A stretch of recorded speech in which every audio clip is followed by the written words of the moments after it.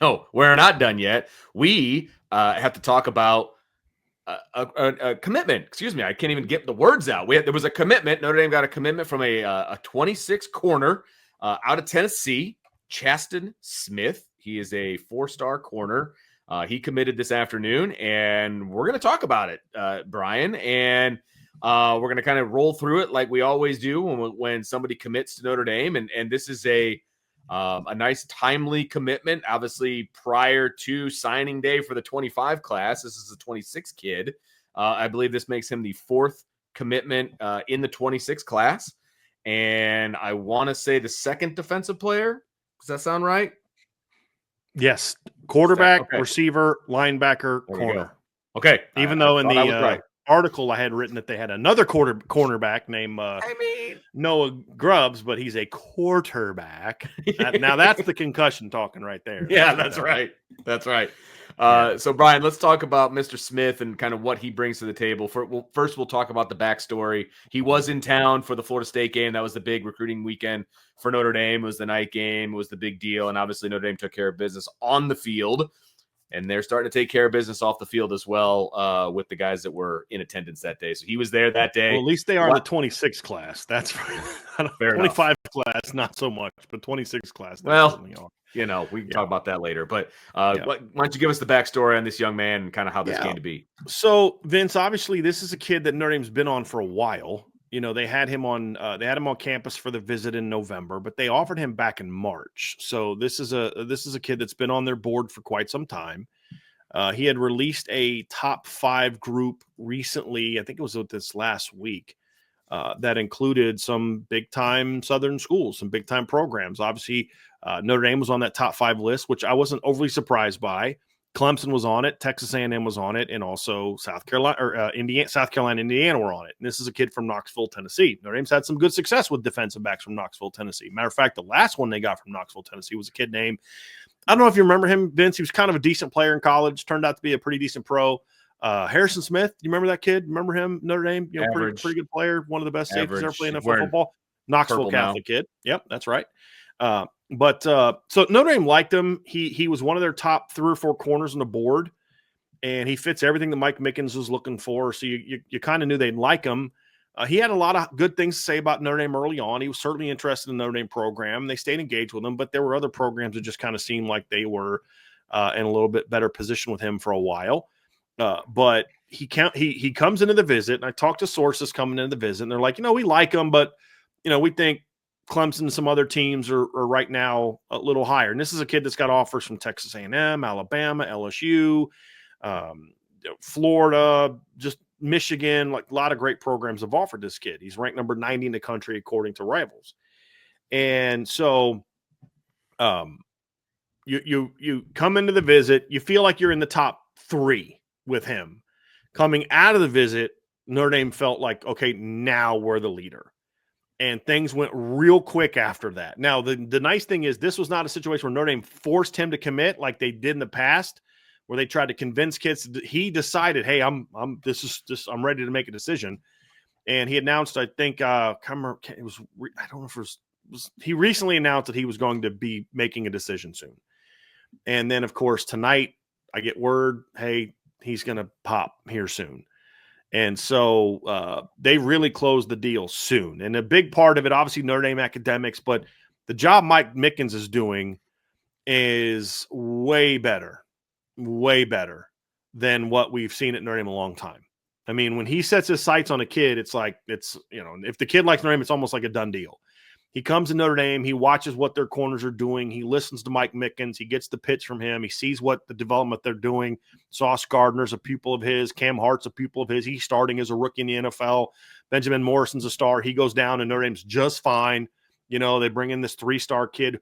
And that's the comparison that they make for this kid is Leonard Moore. Is like, look, 6'2", fast, smart, smooth.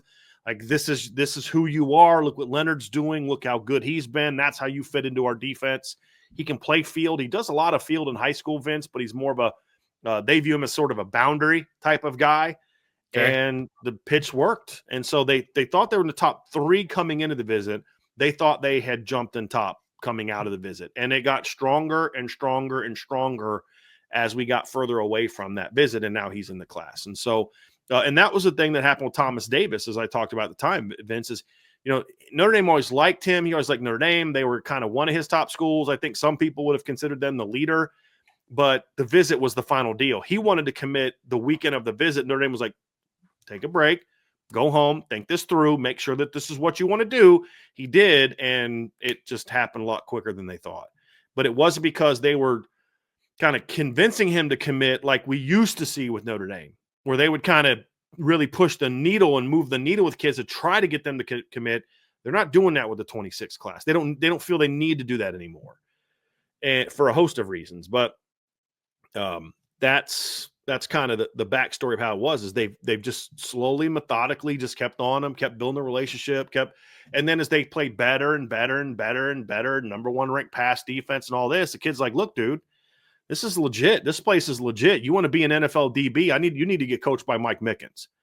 And that's the reputation that's being built now around this program. So that's a little bit of the backstory of how we got here, Vince, to where now Chaston Smith is not only a top target, but he is now committed to Notre Dame. As I said, he's number 90 in the country, according to Rivals, the number 7 corner in the country in Rivals, and the number 2 player in the state of Tennessee.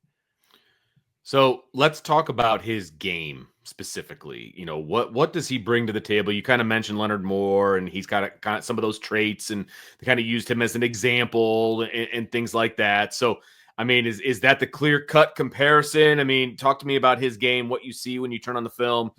Who is this kid, and how is he going to, fit at Notre Dame, and what Mike Mickens wants to do? When I talk comparisons, I don't mean like same exact body type. Right. Leonard was a little thicker, Leonard was stronger. But it's okay. You want height? This kid's listed between 6'1" and 6'2". He's very long. He's at least 6'1". Leonard's 6'2", very long arms. And unlike a lot of 6'2" type guys, Vince, he's smooth.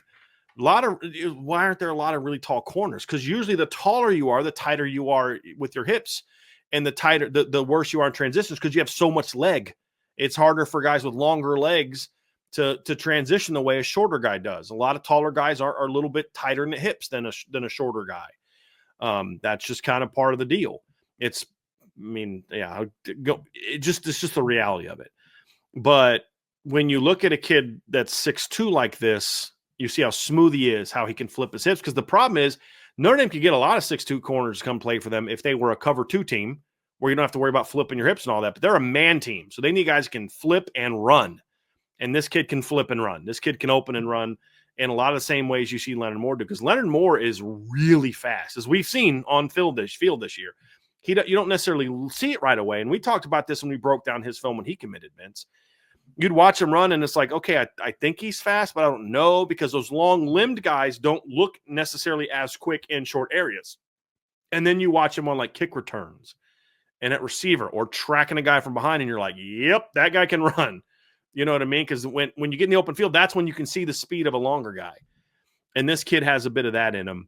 And so when I see that, that's where that comp is. And, look, a prerequisite for Mike Mickens, and this is why Mike Mickens doesn't take a lot of early commitments. And when I mean early in the recruitment.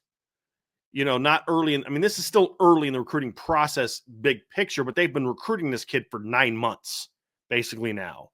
Because he got offered in March. They didn't start recruiting him in March. That's when they offered him. It's part of the pot of gold stuff. But he's been on him for a while. They've been evaluating the kid for almost a year. And the reason that Mike Mickens doesn't like taking the kids that are just like early on the list is because there's a lot he likes to get to know about players. Yeah. Character-wise and all that. But the biggest thing that Mike Mickens cares about, you've got the hips and this and that, but do you have a high football IQ, and are you a competitor? And those are two things that are huge for Mike Mickens. So if he takes a corner, you can assume that he put in the work to say, 1, this kid has a very high compete level, and 2, this kid's football smart, really football smart. And those are musts for Mike Mickens when it comes to recruiting this position. And there's all the physical traits and all that, but there's more guys that have the physical traits than guys that have the physical traits and have the football IQ and the compete level. And that's what Mike Mickens looks like. It looks for at corner. So As they got to know him very well, there was really two corners that to me, from what I was told, have emerged as sort of there's really 3 or 4 guys, but there's 2 guys that I believe, from talking to people, are at the top of the board. Chaston was one, and then the other one's Joey O'Brien. I like that name. Yeah, I agree. So, and now there's other good corners on the board, but that's kind of, from what I understand, like that's Joey O'Brien's been their top target on the board for a while. And I asked tonight, because my thought was, okay, you got a 6'2" kid. Are you going to still take the 6'4" kid, Joey O'Brien? Does this, or is this the tall guy? Is this the kind of long? And they're like, nope, that he's still our dude. So, and they can both play boundary and they can both play field, so they can play together. Versatility. So I like that. Yeah. So obviously he's only the 4th commit in the 26 class at the moment. I recruiting amps up once they get the 25 class, signed and all that kind of stuff. And you got your quarterback and, that kind of deal. But even though there's only 4, how does he fit within this class? That's always a question that we like to talk about, and a question we like to add. How does he fit in the 26 class? You kind of reference the fact that they got 2 corners that are high up on the board. He's one of them, still got 1 to go, but how does he fit? Well, obviously this early in the process, Vince, there's a whole lot of this class that still needs to put together, right? So when you look at the secondary class, because you landed the 3 kids you landed last year, Cree Thomas, then Dallas Golden, then Mark Zachary, you got Leonard Moore and Carson Hobbs in the class before. That's 5 corners in the 2 previous classes. You're in a situation now where you want to take 2 pure corners and then maybe another corner who can play nickel or has some positional flexibility. If you take a 3rd corner, if it's a Dallas Golden type, a Mark Zachary type, that you can say, okay, he could play slot, he could play safety. In Dallas Golden's case, he could play running back, he could play slot receiver, he could literally play wherever the heck you want to play him. Mm-hmm. And Mark Zachary's a kid that could be a good wide receiver in college. I mean, just different. You can put him in nickel. There's a lot of different things you can do with him. I think if they were to take a 3rd corner, it'd be a kid like that. So what you do now is you say, okay, you've narrowed your corner board a little bit. Now that you have Chaston Smith, there's some guys that are just no longer going to be on the board for you.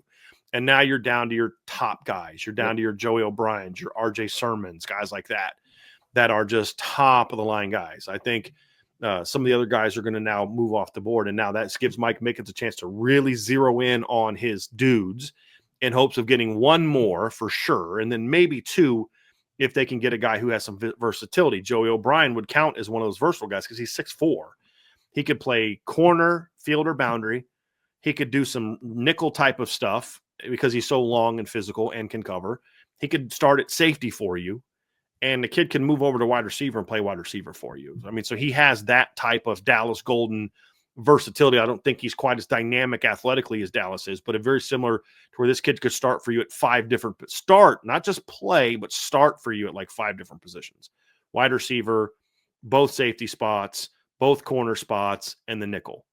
So technically 6 different spots he could start in. And so he could be that. So you could see them get Joey O'Brien in the 3rd guy, but they definitely want to get 1 more guy for sure.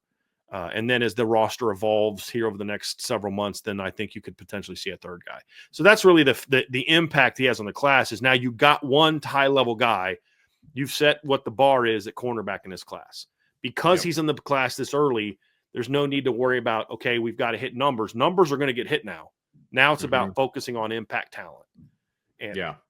And having him in the class right after the 3 studs you got last year now allows Mike Mickens to say, okay, we're shooting for dudes, or we're not. The only thing we're taking out cornerback right now in this class are dudes.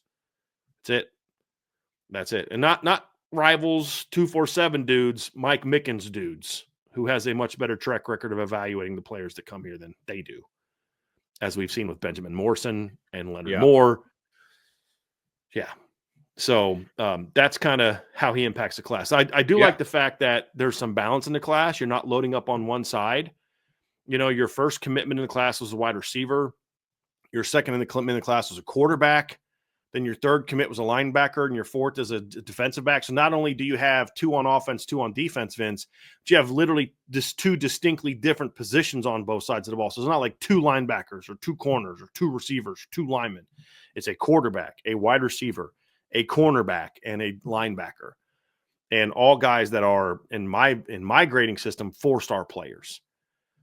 And so it's a good start, and it falls in line with they're not pushing for early commitments the way they have in the past. And that's what I like about this commitment. And again, with any kid, we don't need to do the whole, well, I hope they can sign them. Guys, that's a given in the modern world of recruiting. But I'm less concerned about some of that because, like with Deuce Knight, they kind of manipulated that commitment because they brought Bear Bryant in the same weekend, and they had recruiting people saying like, hey, if Deuce doesn't want to commit, they may take Bear Bryant. And they kind of sped that process up. They've done that with a lot of kids, taking Daniel Anderson earlier, taking CJ May early. This now, they're just like, look, we're going to go for dudes now. And we don't need to do that because we've built the roster up. The depth is built. Now it's about adding impact talent. And that's what a kid like Chaston Smith does for you. So where do they go next? What's next for 26? And, not necessarily, you've touched on the corner board, obviously, right? But, what's next in the 26 class? I know they're focused on getting the 25 class signed and everything this week. Yeah. But then they turn their attention. So what's next for this group? Well, basically the 25 class has now been done. I do think, and I'll have something on the board here a little bit, but I do think that when the signing class happens on Wednesday, it'll be the 23 kids that are signed right now or committed right now. And I do think they'll add one flip on Wednesday.